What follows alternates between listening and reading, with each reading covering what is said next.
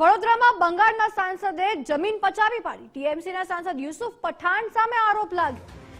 તાંદલજામાં પાલિકાનો plot પચાવી પાડ્યાનો આરોપ. પાલિકાના પ્લોટ પર દિવાલ તબેલો બાંધી દીધો. વર્ષ 2012માં પાલિકા પાસે જમીન માંગી હતી. રાજ્ય સરકારે જમીન ફાળવણી રદ કરી હતી. પાલિકાના ઠરાવને સરકારે નામંજૂર કર્યો હતો. સરકારે નામંજૂર કરી છતાં પણ પાલિકા ઊંઘતી રહી. ભાજપના પૂર્વ કોર્પોરેટર પત્ર લખીને માંગ કરી રહ્યા છે. વીએમસીના સ્ટેન્ડિંગ કમિટીના ચેરમેનને પત્ર લખવામાં આવ્યો છે.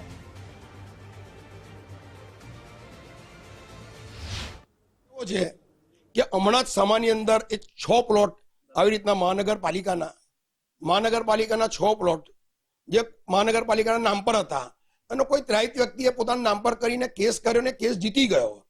ત્યારબાદ મેં આપણા શહેરની અંદર જેટલા બી ટીપીની અંદર ફાઇનલ પ્લોટો પડેલા છે રિઝર્વ, એ સર્ચ મારતો તો એની અંદર આ પ્લોટ મને મળી ગયો કે ભાઈ 90 નંબરનો પ્લોટ છે ને આના પર બંગલો દેખાઈ રહ્યો છે. લારી ગલ્લાવાળાને જો આપણે ઉઠાવી શકતા હોય તો આ પ્લોટ તાત્કાલિક અસરે સરકાર હસ્તક કરી લેવામાં આવે. તાંદલજા શુભમ પાર્ટી પ્લોટ પાસે આંગણ સોસાયટી નજીક ટીપી 22માં ફાઇનલ પ્લોટ નંબર 90 લગભગ 978 ચોરસ મીટરની જમીનનો ટુકડો હતો, જે કોર્પોરેશનમાં અરજી કરી અને આ પ્લોટ વેચાણથી માગેલ હતો, જે સામાન્ય સભાએ મંજૂર કર્યો હતો.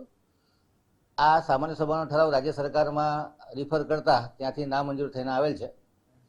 આ વસ્તુ ધ્યાનમાં આવતા પૂર્વ કાઉન્સિલરે પણ ફરિયાદ કરી છે. એ સિવાય પણ અન્ય જગ્યાએથી ફરિયાદો મળતા યુસુફ પઠાણ કે જેઓ આ પ્લોટ માટે જે કાર્યવાહી કરી હતી એમને 6 જૂનના રોજ નોટિસ આપવામાં આવી છે.